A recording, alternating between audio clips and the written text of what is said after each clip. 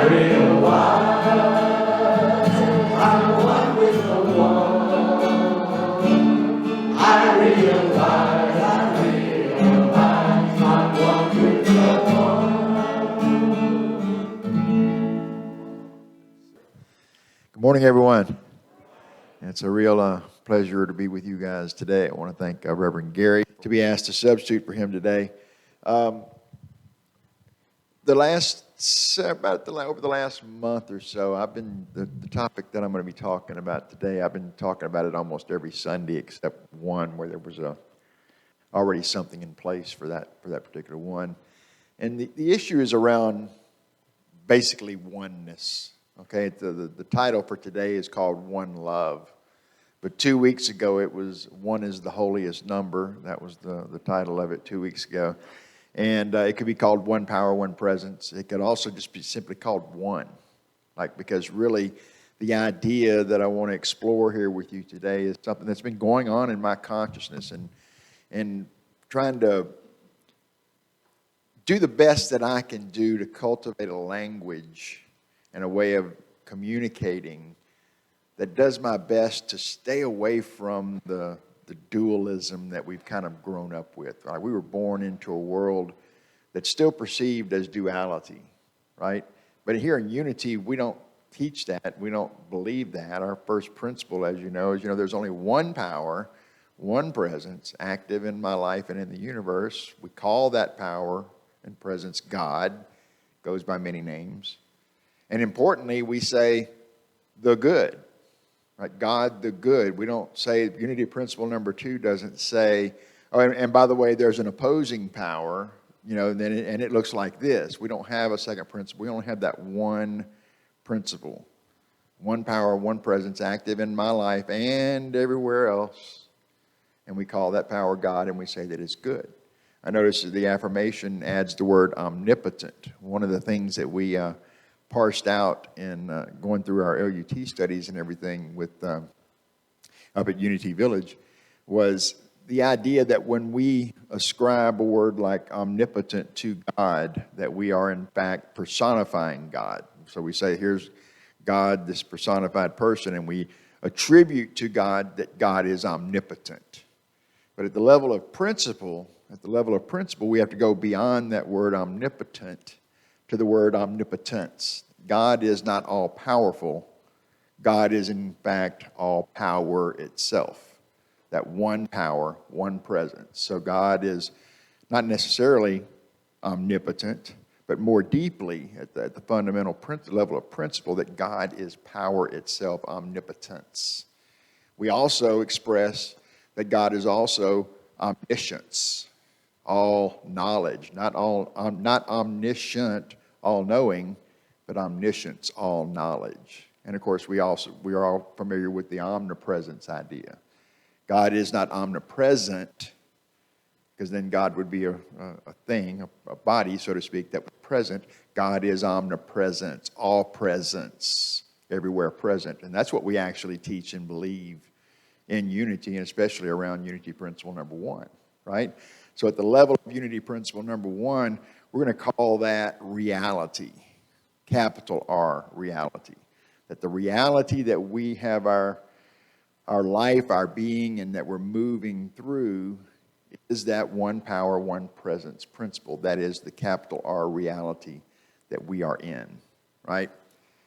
From that power and presence, Unity Principle number 2 says that we are created in the image and likeness of this power and present, right?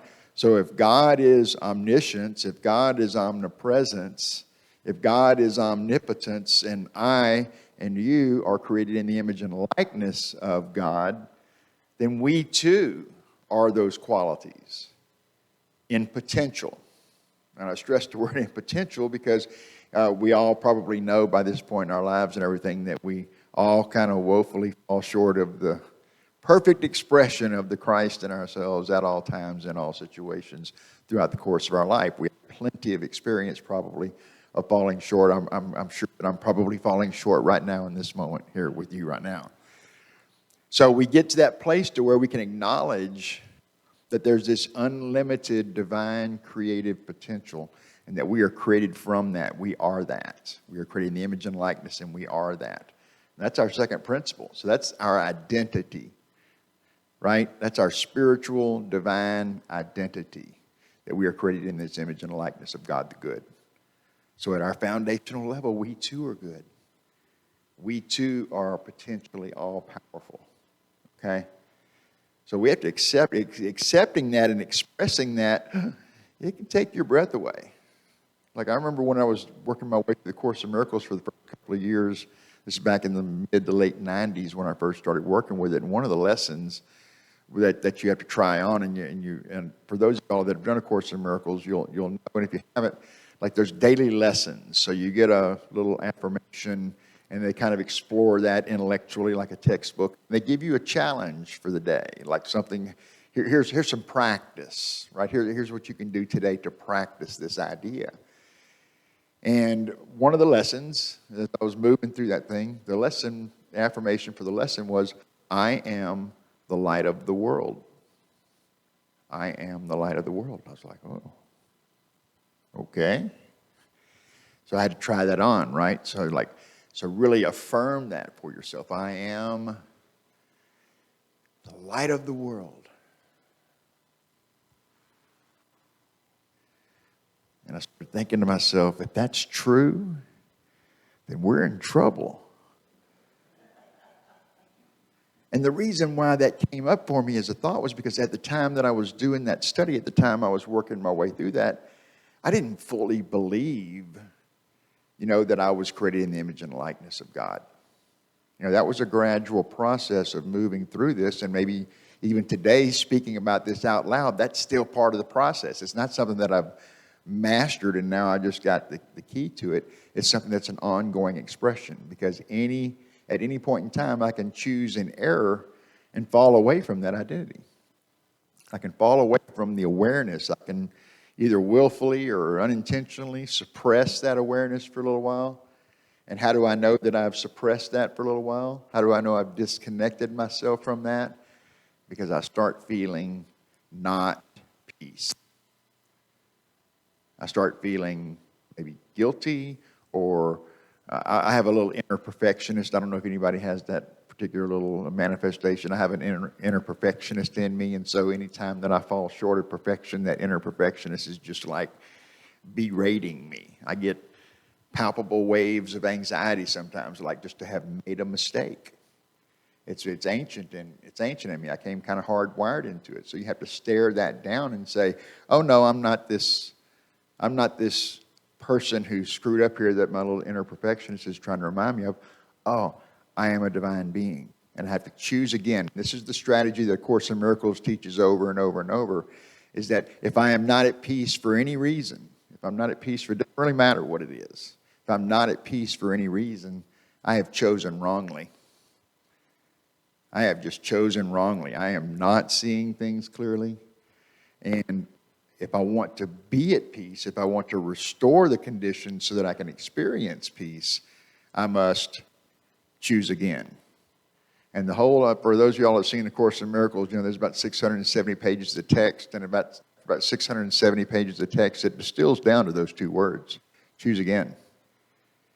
Choose again. If you're not at peace, you have chosen wrongly. You're not seeing it right.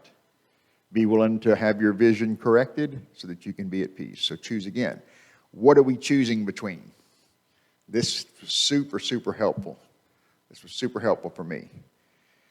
All I'm doing all day long, no matter what I'm doing, I'm choosing between love and fear. Love and fear.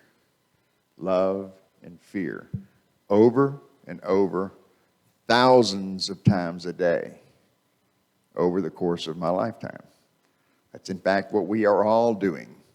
When we choose love, we are choosing from that awareness and that connection to that divine identity that we are. We are choosing from that indwelling Christ presence. That same Christ that resides in me, that resides in you, is the same Christ presence that resided in Jesus. It is the template. It's our connection to source. And what's at the top of that source is the one love that we're talking about here today. We've heard that before, right? God is, and then we start putting things on him, and one of the most popular is God is love. Well, if God is love, and I'm created in the image and likeness of God, then I too am love in potential. And I stress that word in potential because we play small. I play small. Like no matter, we're always being called forward. And like I've said, is that we can never actually achieve an unlimited potential. If you think about that, like really own that. Like, wow, I have unlimited potential, creative power, unlimited potential. Well, if it's unlimited, right? And if it's unlimited, I can never actually fully achieve my potential. So that really quiets down that little inner perfectionist I was talking about. I mean, he goes like, dude, I don't have to be perfect, you know? Like I can choose again, I can recalibrate, right? So if I'm calibrating all day long between love and fear, and I woefully fall short of the glory every day, humbled by the fact that I don't choose love every single time. If anybody has figured that out, don't y'all come join me up here, and let me turn the microphone over to you, because choosing love, being good at choosing love consistently is good enough, because the power of love is exponentially greater than the force of fear. Love casts out fear. Y'all have heard that one before, right? Love casts out fear. Perfect love casts out fear. That's right. But it's the one love. Of course, miracles, we'll get to in a moment here. One of the ideas that it talks about is that every act of love, all acts of love are maximal.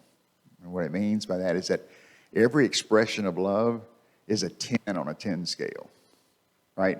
It's not, there's not degrees, like we'd love people closest to us a 10, and the people we work with maybe an 8, and the loud neighbors we down at a 4. No, it's like all acts of love are maximal. So if I'm expressing and allowing that love to express through me, then I'm basically doing the best that I can do, being willing to do that, right? So I want to read something here. This comes from Charles. This is what Charles Fillmore says about love. And I pulled these 2 quotes from the Metaphysical Bible Dictionary. But if y'all have seen that before, the Metaphysical Bible Dictionary is just sort of a compendium of things that Charles wrote in other places, and they put them and organize them in here. So the two things I want to bring into our discussion, it's the pure essence of being, that love is the pure essence of being that binds together the whole human family. Of all the attributes of God, love is undoubtedly the most beautiful. In divine mind, love is the power that joins. Charles also expresses the power of love as the harmonizing power, bringing everything back into accord and alignment. In reality, there is only one love. When man expresses divine love in limited ways, he makes a separation in consciousness, and his expression of love is personal instead of universal. Okay, so A Course in Miracles has this concept called special relationships. Actually, there's 2 parts. There's the holy relationship, and there's the special relationship. And the easy way to identify the special relationships are relationships in which I have assigned the meaning and purpose of the relationship. You mean this to me. And I've defined that relationship, and so I've got this relationship carved off from the oneness, and I'm attempting to express in limited ways, as Charles was saying there. So it's a special relationship. So if I want to reestablish a special relationship as a holy relationship, I must surrender the purpose of that relationship that I have assigned to the relationship over to Spirit, for Spirit to correct my vision and establish the true nature of the relationship. I wholly give this special relationship over for it to be redefined and repurposed for me so that I can see it in a new and holy way. So I'm surrendering my definition, and I'm allowing the divine to come in and establish the true purpose. That's when you've committed the relationship to a holy relationship. And the power that does that, the power that accomplishes that goal, is this one love we're talking about here today. It is the love. But I'm not the source of the love. I'm connected to the source, and I can allow the love to express through me. The source is that Same thing as that omnipotence, that divine principle that's in play always, in all ways, right? And so we're created in that image and likeness, so that's our natural identity. Unity principle number 3 says we are co-creating reality. We are in co-creation with God the divine, co-creating this reality by the thoughts, feelings, and attitudes that we maintain in the activity of our own consciousness. So there's all kinds of stuff going on out here in the world. All of us see it. Let's say that we're all seeing the same event. We're all here and we're experiencing the same event. We won't all tell the story the same way because we're filtering that event through our own predispositions, through our own consciousness, through our own fears, through our own capacity for love, whatever the case may be. And each one of those expressions is like a fingerprint, right? But we are expressing, even though individually, we are expressing collectively in the same oneness, in the same unified field, because there is no other field, remember? Unity principle number 1, there's only one power and one presence active in the universe and in my life. Only one. And so whatever we're doing, we're all doing it together in that same oneness. And the source of love is the same, and love as a creative power is the same for all of us. But we're all moderating and, kind of expressing that at various kinds of levels and so forth. Levels of not only experience and knowledge, but also of personal willingness. A Course in Miracles makes a big deal about the little willingness. And one of the things that I've loved about A Course in Miracles when I was teaching it, instead of it, and when I was moving through it as a student, was that it told me up front, hey, you don't need to believe any of this.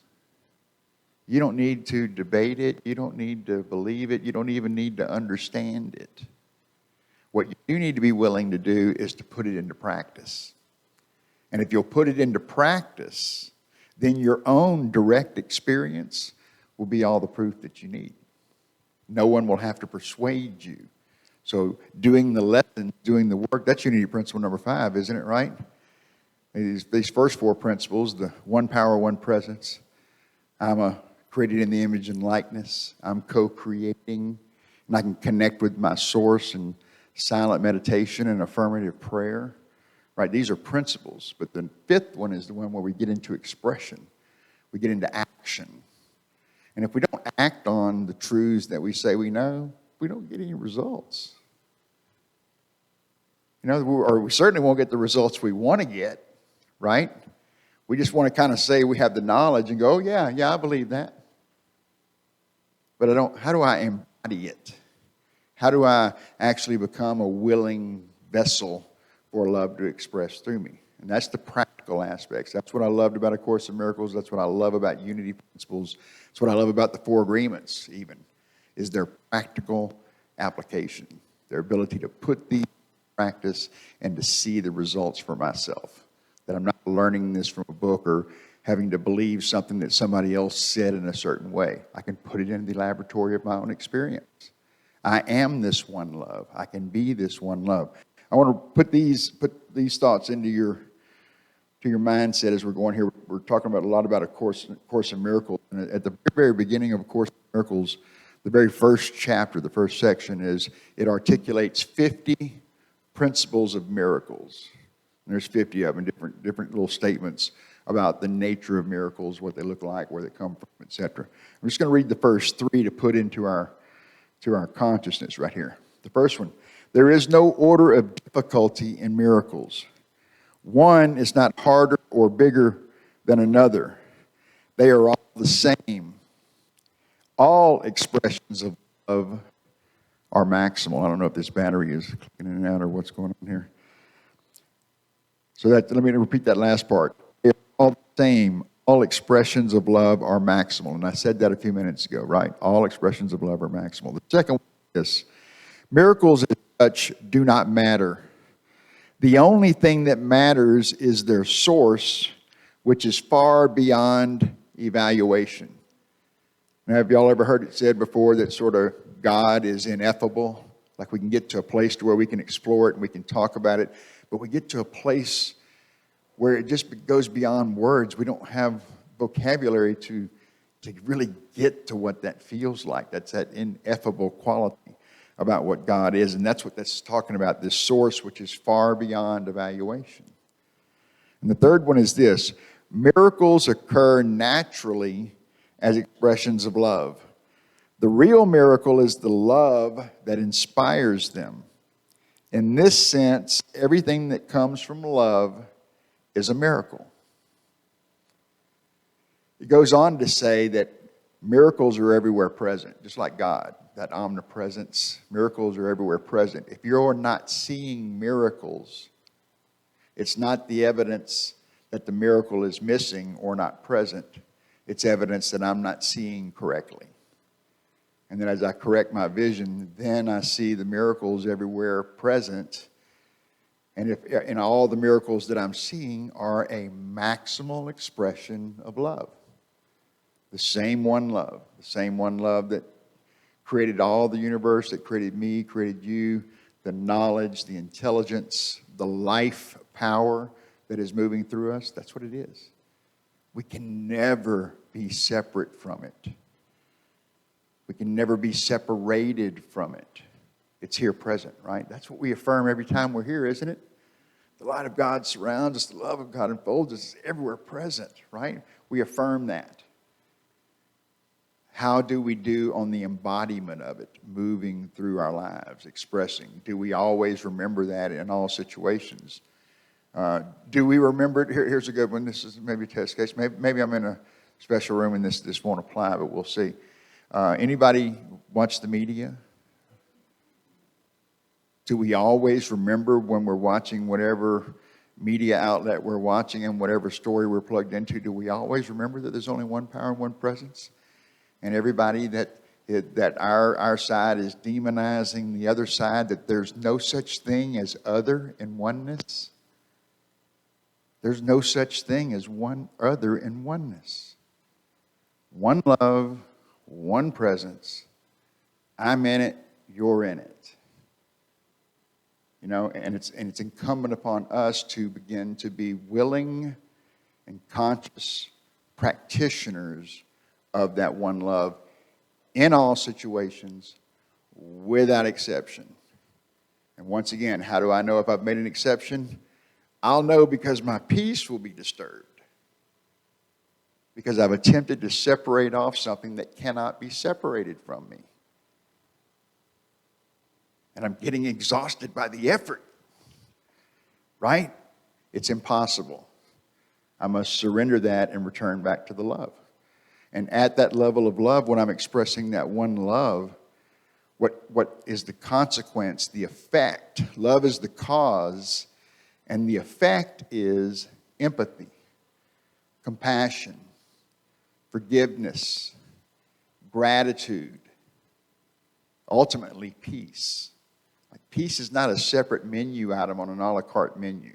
I'll have a little compassion and give me a bowl of love over here. Oh yeah, and I want a big old serving of peace. It's like, no, they're not separate a la carte menu items. All those other higher qualities, empathy, compassion, gratitude, forgiveness, peace, they are all the result of me choosing love. Or I better yet say, me choosing to allow love to express through me. Because I don't choose love, I am love. You don't choose love, you are love. And our work is to embody that as fully as we can. That's our work. I want to close with this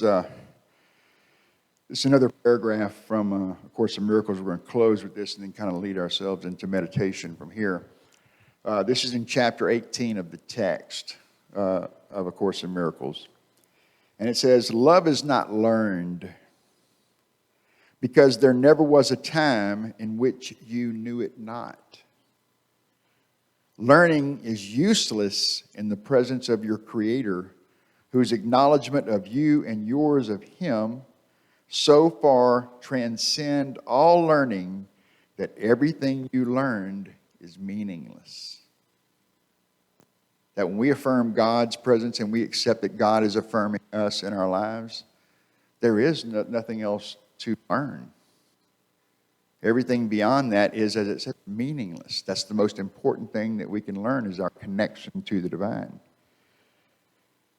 And this learning is meaningless, and it is replaced forever by the knowledge of love and its one meaning.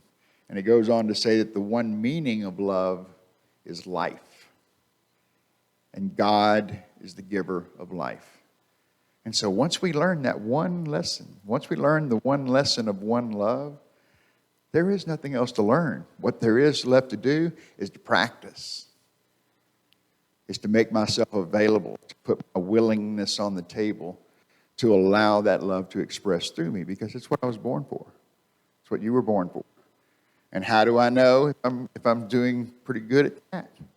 I'm going to feel peace more of the time. Not more peace, because peace is peace. All acts of love are maximal. Y'all remember that? All acts of love are maximal. Peace is maximal as too. So I don't want more peace. I want peace more of the time in my life. I don't need more love. I need to allow love to express through me more of the time. I've got unlimited capacity for love. You have unlimited potential for the expression of love. So we don't need more. We need to allow it more. That's the one love that we're talking about here today. Is we're connected to it. It's there. We're of it. We are it. How well do we practice it? Y'all, any baseball fans? Any baseball fans? Yeah, okay. I'm a baseball fan. Y'all see the movie Bull Durham by any chance? Anybody see the movie Bull Durham? Got more people nodding to that? Okay, so there's a great scene in Bull Durham where Kevin Costner and Susan Sarandon are having a discussion, and Kevin Costner asks her, do you know what the difference between a 250 hitter and a 300 hitter is?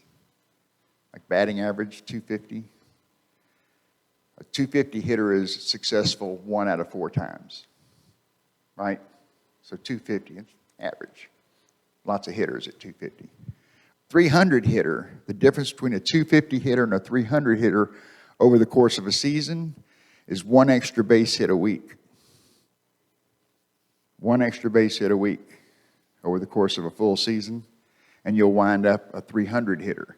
That means that you succeed 30% of the time, but you fail 70% of the time. You're successful 30% of the time, but fail 70% of the time. But here's the real difference between a 250 hitter and a 300 hitter. A 300 hitter winds up in the Hall of Fame. That's the real difference. That 1 extra base hit a week. So can I get an extra base hit a week? Is that possible for me? I think so. I think I can get 1 extra base hit a week. I think I can choose love 1 more time a week over the course of the long season. And I improve my average. And because all acts of love are maximal, that means everywhere I go, there's maximum effects and consequences from that 1 extra base hit.